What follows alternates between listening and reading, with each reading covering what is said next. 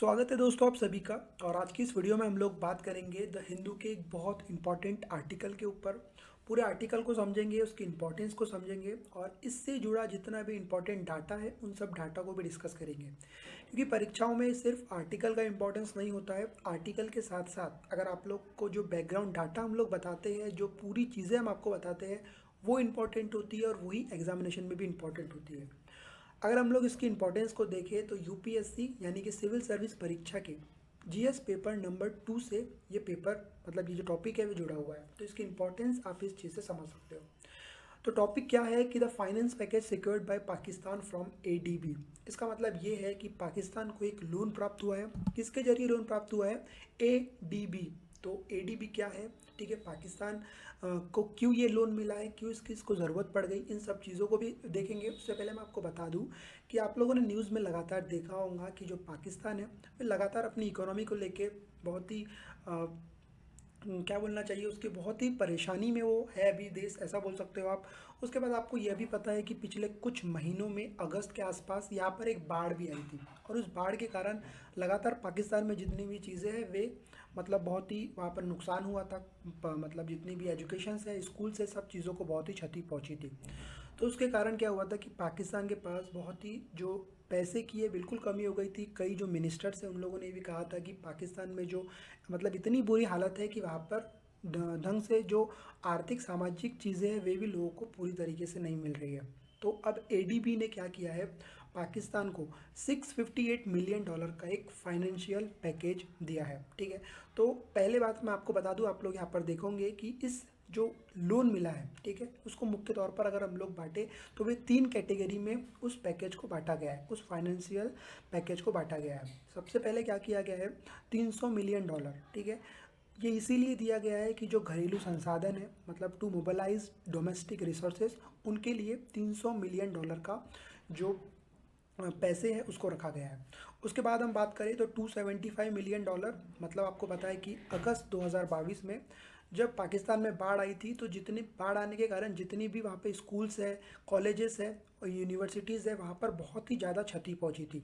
तो उन सब चीज़ों को फिर से बनाने के लिए, उसमें फिर से डेवलपमेंट के लिए $275 मिलियन का जो पैसे है उसको रखा गया है। उसके बाद हम बात करें थर्ड कैटेगरी की, तो वहाँ पर आता है $80 मिलियन। ठीक है, अब ये किस लिए रखा गया है? ये रखा गया है एम्पावरमेंट इन फूड सिक्योरिटी, मतलब जो खाद्य उत्पादन है उसके लिए। यहाँ पर जो अब कॉमन सी बात है, खाद्य की बात हो रही है ना, फूड की बात हो रही है, तो फूड को कहाँ से लाया जाएगा? तो कृषि के माध्यम से लाया जाएगा। तो जो $80 मिलियन है वे कृषि के लिए यहाँ पर रखे गए हैं। उसके बाद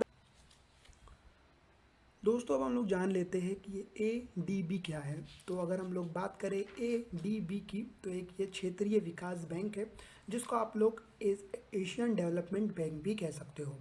अगर हम लोग बात करें एशियन डेवलपमेंट बैंक की, तो इसकी शुरुआत 19 दिसंबर 1966 में हुई थी। ठीक है, अब अगर हम लोग बात करें कि इसमें अब मतलब टोटल अभी एशियन कितनी कंट्रीज़ है, तो इसमें 49 एशियन कंट्रीज़ है।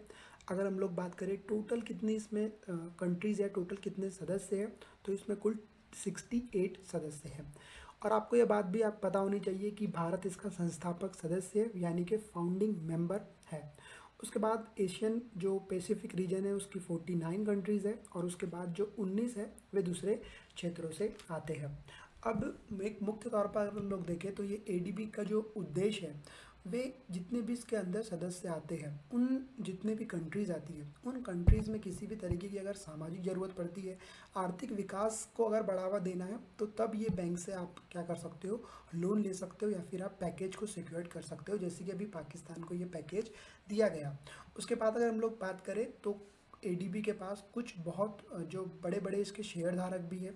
जैसे सबसे बड़ा शेयर धारक इसका कौन सा है? जापान है। ठीक है, और उसके बाद अमेरिका है। ठीक है ना, यानी कि संयुक्त राज्य अमेरिका। उसके बाद इन दोनों के पास जो इसके शेयर है वे कुल 15.61% के साथ है। उसके बाद अगर हम लोग थर्ड नंबर पे बात करें तो चाइना 6.4% और भारत 6.1%, लगभग चाइना के सेम ही है। उसके बाद अगर हम लोग बात करें 5 नंबर पे तो ऑस्ट्रेलिया, जिसका 5.8 के आसपास इसकी जो शेयर है वे है। ठीक है, अब इंपॉर्टेंट चीज़ ये भी है कि जैसे आपकी वनडे एग्जामिनेशन होती है उसमें ऐसे क्वेश्चन पूछे जाते हैं कि जो एडीबी बैंक है उसका जो हेडक्वार्टर है वे कहाँ पर है, तो इसका जो हेडक्वार्टर है वे है मेंडुलिया यंग, जो कि फिलीपींस में आता है। उसके बाद ओके, अगर हम लोग इसके प्रेसिडेंट की बात करें तो इसके जो प्रेसिडेंट है वो है मसात्सुंगे अस्कावा, ठीक है, यह नाम आपको दिख रहा होगा।